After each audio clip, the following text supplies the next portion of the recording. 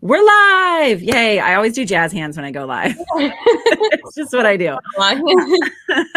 All right. Hello, everybody. Happy Wednesday, I think today is. Who knows? Time does not exist. You know me. I'm the crazy lady in charge. I'm Kathy. And I'm so excited. Sam is here. Yay. So Sam is a past student of mine. I would consider you one of my class groupies. You always show up. I'm just always there. You're just always there, no matter where you live in the world. It's like, get back to Michigan and come take class. And I'm forever grateful for that. And, you know, I just know Sam through the dance scene, and you are just an amazing example of a hardworking dancer who's out there getting it done and keeping up with your training and performing and just being fearless out there. Whether you believe that or not, you're so awesome. So I'm really excited just to have you in here to inspire and just share some stories and some insight into your experiences as a dancer, as a professional, as a student, all the things. But before we jump into all this stuff, introduce yourself. Who are you? Where are you from? Tell us a little bit of your story. Well, thank you for having me. I'm super excited to be here. My name is Sam Assemany. I'm originally from Michigan, southeast side. We moved around a few times, but my parents are in South Lyon, which is where I spent my high school years. I grew up dancing in Livonia and then later on at Sherrill School of Dance in Novi, Michigan. And then I went to Western Michigan University. I studied my Bachelor of Fine Arts in dance there. And when I was done with school in 2015, I stayed home for the summer, saved up some money, and then that September I moved to New York City. And I've been a freelance artist ever since. I've been here for 6 years now. Yes, amazing. You're doing it. You're doing the things. I love it. Yeah. What was your experience like? Because you grew up a studio dancer. I do this, right? So you grew up in that competitive world of dance, and then you went on to study dance at the college level. What was that transition like for you? Kind of wild. Not what I'm going to say not what I expected, but I really didn't know what to expect, to be honest. Yeah. And I actually, the first studio I went to in Livonia, it wasn't competitive. It was recreational, I guess. We just would have a recital every year, and I just loved going to dance. And yeah, then when my family moved when I was 13, it was just a really far drive. And with that studio, we had actually done one competition.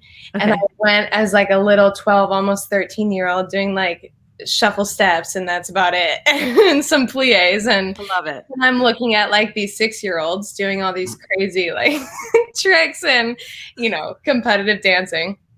So it just kind of all fell like perfectly in line that I was like, I could be doing a lot more. And also we're moving, and it was too hard to stay at that studio. So that's when I moved to Sherrill's, and they were competitive, and I was wildly behind in my training. It was something else, but that kind of like drove my work ethic. I just was like, I want to be where my peers are at. Awesome. So yeah, I then got really into the competitive scene for the next 5 years.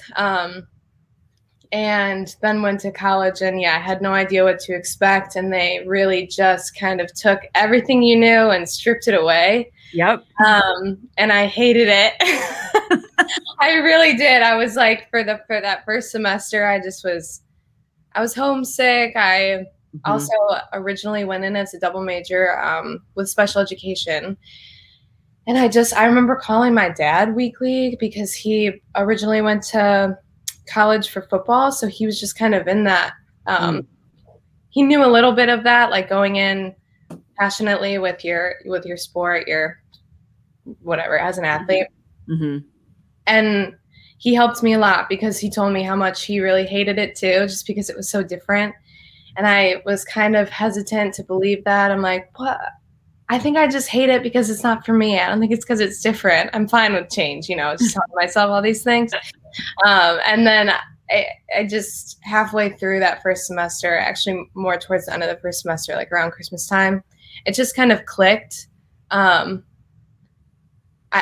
kind of, yeah, it just clicked of why they're stripping away all of these, what they call bad habits, which I think maybe is the wrong language to use. When you have impressionable freshmen, because I think I was resistant to that. But yeah, I finally understood, why they're stripping you down to then build you back up from the start to then get you into this professional world. Because then I moved out to New York City and I was like, oh yeah, no one cares about competitive tricks. And it's cool. It's really cool. I mean, but it's not the only thing that's going to get you a job.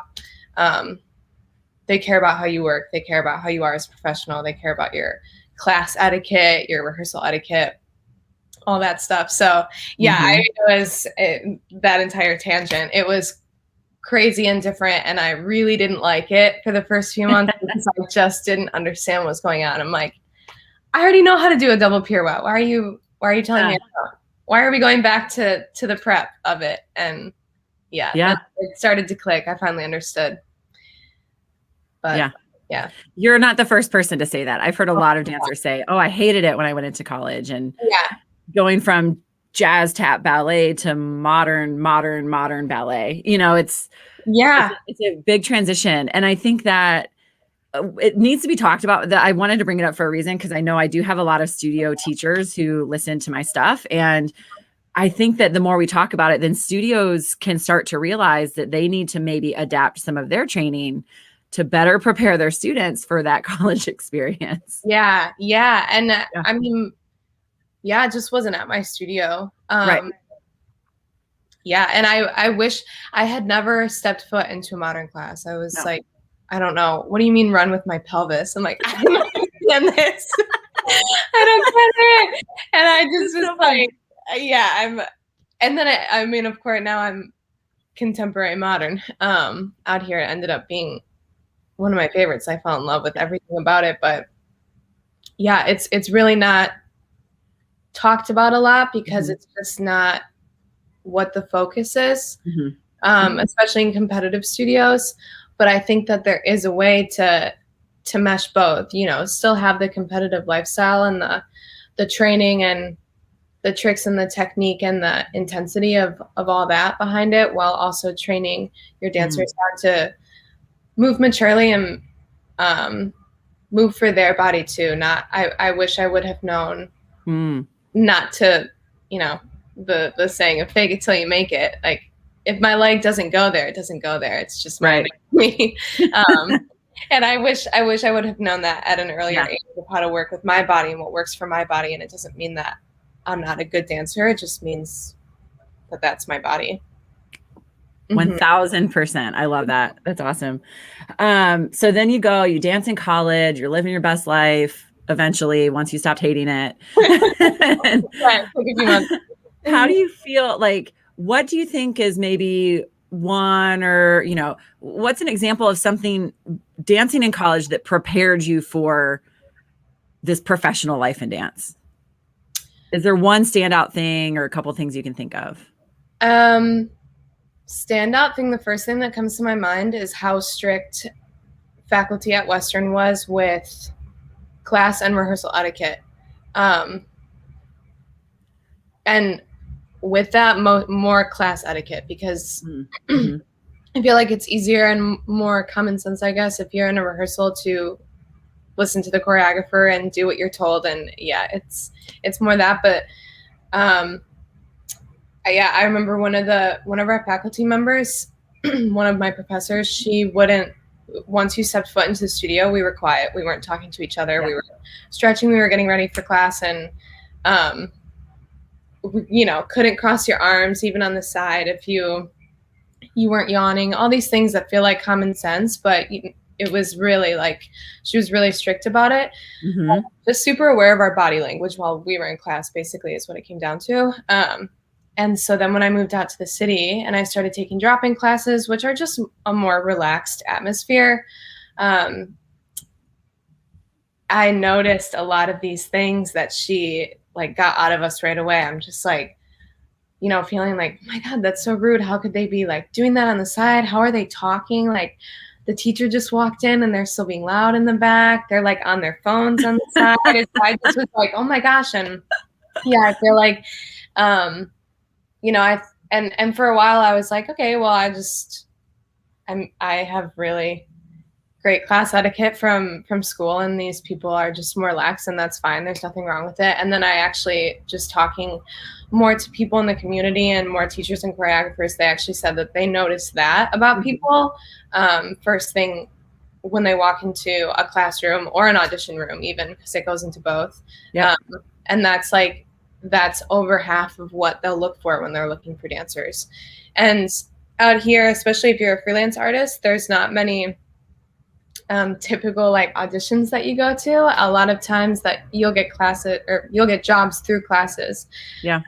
And having people watch you and see how you are, and they just want to know who they're working with before, and then they look at your talent. But yeah, I guess that's like a standout that Western taught us right away, and I noticed it right when I got here. That's awesome. And that's a great little, you kind of slipped in that little bit of advice too, like continue your training. So even, you know, we think that we're these big bad professionals and we're going to go to New York and we're just going to audition for all the things and get all the jobs. Take class. Take class. Yeah. Class. I actually feel like in my personal experience, and this is not going to be like it for everybody, but right before I moved out to the city, there was an audition for Shawn Bible's dance company. So I went to that audition. It was like maybe a week before I moved. It was just good timing. And it was a 3-day callback type of audition. And on the third day, we were working with groups and partners for phrase work. And so I worked with a girl named Rosie D'Angelo. She's great if anyone's in the New York area. I worked with her and we just kind of clicked right away, the way that we worked, the way our bodies like meshed together and just everything. So she had talked to me after the audition. She was like, contact me when you get out here because I work on my own stuff and I'd love to keep working with you. And so then we started working together right when I got out here. And through her process, I met another girl who she had just gotten this emerging choreographers performance opportunity. And so, and she had just moved as well. So she didn't really know that many people. So she's like, yeah, let's all work together. And through that, I met somebody else. And then along with that, just taking class, finding who you really like to take from, you know, definitely always take new classes and always, you know, give yourself a new experience, but start to kind of be loyal to the people that you really do like taking class from.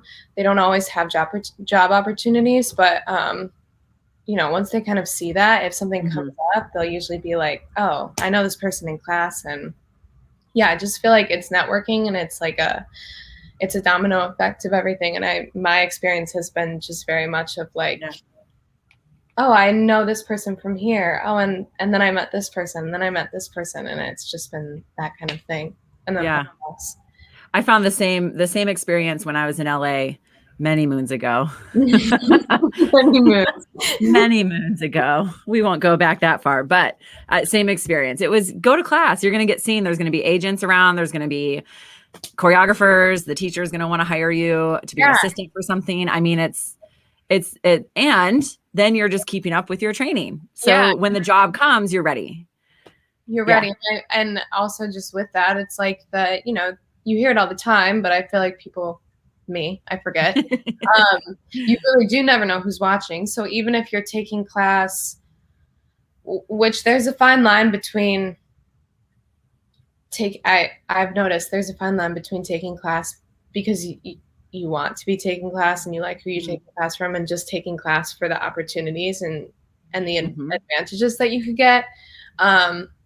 So checking and making sure that you're not on the wrong side of the line, but even if there's someone who can't offer you any opportunity, that, you know, whoever's teaching class, there might be someone in the room that can.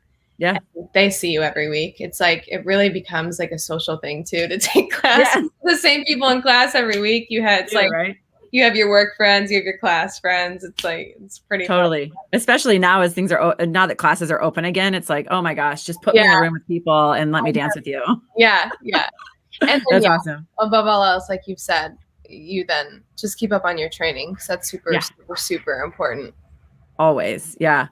I love asking this question of people, because we always like to talk about the good stuff and, oh, I'm living my dream and I'm living my passion. And what's been a really big challenge for you moving to New York and pursuing this as a freelance artist?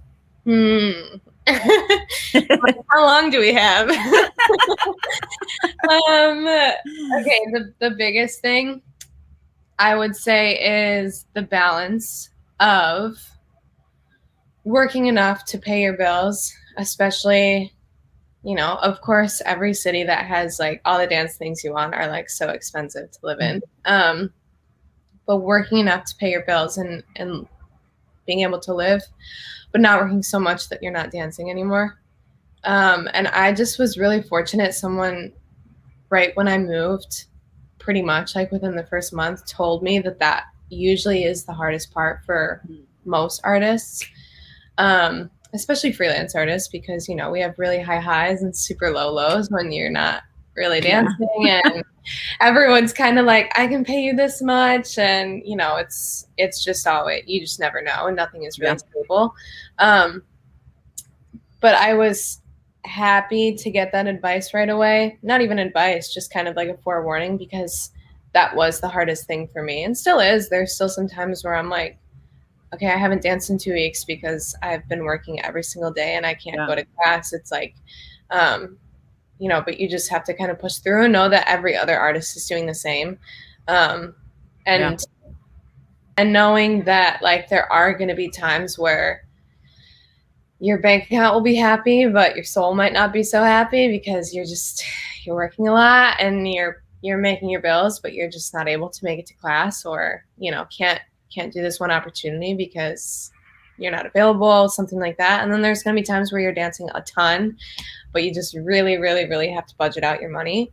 And it's just been like a really patience testing, trusting the process type thing, because it does work out. It evens itself out. You just have to be true to what you want and wait for it. But that has definitely been the hardest by far, is like figuring that out, and along the way figuring out, because the survival jobs, as I like to call them, some of them are fine and I've been fine with them, and some of them I'm like, I hate this job. I hate it. And I know that, you can't just like walk in somewhere and be like, I hate it, and leave. But it's you do have to figure out, what you like outside of dance too. What's gonna make you happy, because you have to do it. Yes. And that's something that I talk a lot about in my coaching, is where are we getting we need to have these multiple streams of income, because you're not going to be working consistently as a performer. That's just the reality of the world. You're going to have great jobs and you're going to, do all these great things, but in between, what else are you interested in? What are other avenues you can do to make money? What other dance things? So besides performing, are you teaching dance? Yeah. So I work at a studio on Long Island twice a week. And I really love them. This is in my 4th year with them right now. And I've been in a few other studios, subbing in and out, and I've landed with them, and they're great. And then I work for NYCDA Dance. Great. NYCDA / Onstage.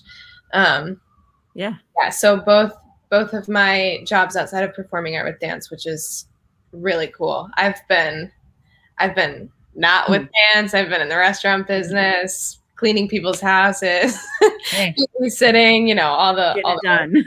I had a job as a front desk worker at a gym, because I was like, oh, cool. I'm not going to love this job, but I get a free gym membership.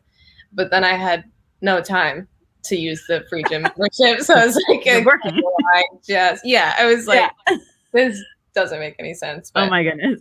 Well, now my jobs outside of performing are still with dance, which I really love. And honestly, some people don't like that. Like some people have their performance, their freelance job, and then they have something just completely different. I know a lot of people who actually have like a stable 9 to 5 office job that they love, and then they fit in dance whenever they can. So yeah, it's just kind of finding what you like too. I think.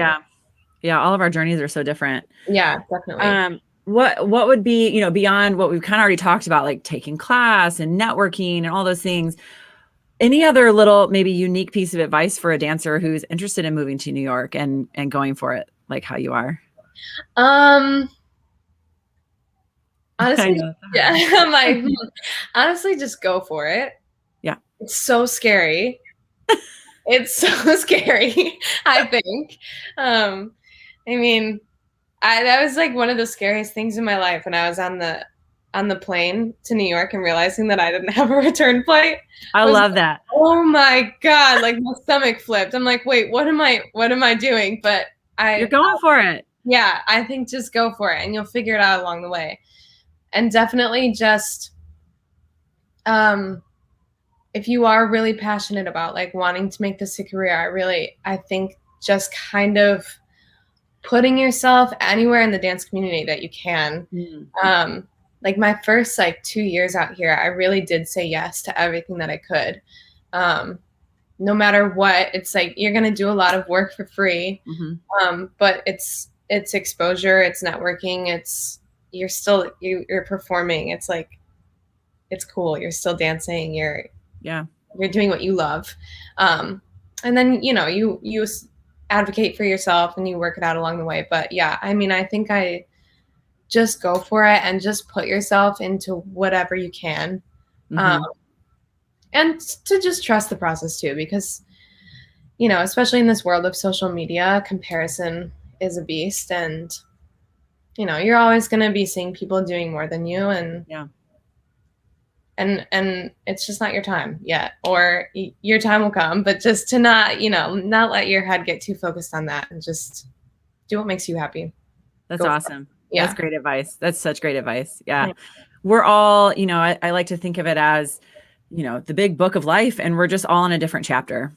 Yeah, completely. We're all in a different chapter. And if you're 6 chapters ahead of me, then good for you. I'm proud of you. I'm excited for you. Yeah. It's just, and it's not, I like that too, because it's not everyone's going to start on page 1 and end on the last page. It's, some people are going to skip to the middle. Some people are on a fully different book. Yep. Yeah. And it's learning how to support your people and find people who support you. That's actually another really big piece of advice. I am fortunately, I have just a really good community of people in my corner, and they make it easy to be in their corner too. And it's like a supporting, loving environment. And I think find that for yourself. And yeah, that's definitely, they'll keep you together. Yes, they will. Yeah. We need that's a 100% why I do stuff like this too. It's like, we need our community. You need your community. You need your people. You gotta find your people. Yeah, they'll be in your corner. And it's just nice too to sometimes like be like, I'm feeling this way, and then have someone else be like, yeah, me too. Right. Like, okay, I'm not crazy. I thought I was the only one. That happens to me so much. But oh my gosh. I love that. Yeah, that's so great. What's next? I'm gonna make sure that we can all, speaking of community, we can all connect with Sam. I always drop our Instagram handles here. Yeah. Even though we're in Facebook, it's okay. We'll tag it over to Instagram. What's next for you? What's coming up? What are you doing? So next on the calendar, November 14th, I'm pretty sure, if that's the Sunday, November 14th, actually Jody Randolph, another Michigander. Another Michigander. She's wonderful. I dance for her when I'm able. Usually I'll come home and do it, but she is coming out to New York. There's a show in Brooklyn, so we're just gonna spend that weekend together working on something. I don't know yet if it'll be old or if it's going to be completely new, but that's what's next. And then after that, in December, I have a performance with Bear Dance Company, a project-based company that I'm a member of under the direction of Mike Esperanza. So we will be performing for him. Yes. And otherwise, just bopping around, taking class, dancing. Love it. Yeah. And coming home during the holidays to take my annual holiday class. Coming home, for anyone who's listening, when Kathy introduced me as a class groupie, she's not wrong. I am leader of the class groupies. I wait for Kathy's Christmas class. I text her about it, actually. Every December. Every December for I don't even know how many years now, I get a text from Sam like, hey, are you doing your Christmas class by chance? Can you please, actually, is what I'm asking you. Yep.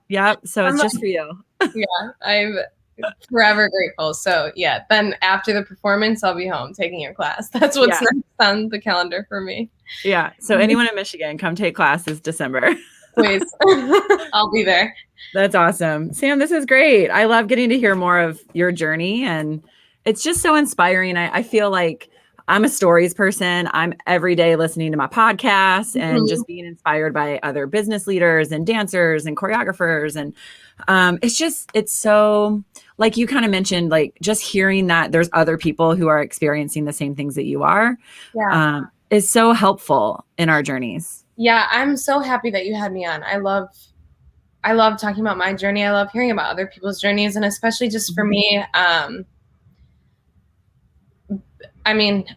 because I grew up in a studio, most of my years were spent in a studio that wasn't competitive. I wasn't part of the convention world. I was just like a recreational dancer having a recital once a year, just like loving my dance class once or twice a week. And then I had great training there, but because of that, I really did have to work really, really hard to match my peers. And I feel like if I can like reach people who are not, head of their studio or winning a competition, or people who aren't even doing competition, or maybe think that like, okay, my body's not built to be a dancer. My body is not built to be a dancer. No part of my body is a good facility to be a dancer. And you make it work, Sam. You make it work all day. I just hope that I reach one other person who's like, I want to do this, but I don't think that I can. Yes, you can. Because yes, you can. And you are meant to be somewhere, and you'll find it. And you just have to believe in yourself.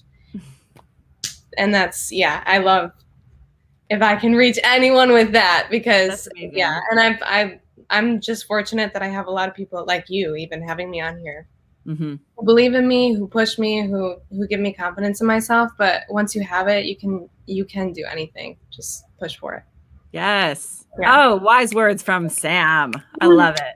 Awesome. Well, thank you so much. And you guys, if you have any questions for Sam, or you want to connect with Sam, once this video will stay in the group, you can post some comments, whatever you want. You're going to connect with Sam over on the Instagrams. And I'm just so grateful for our time together today. Thank you so much.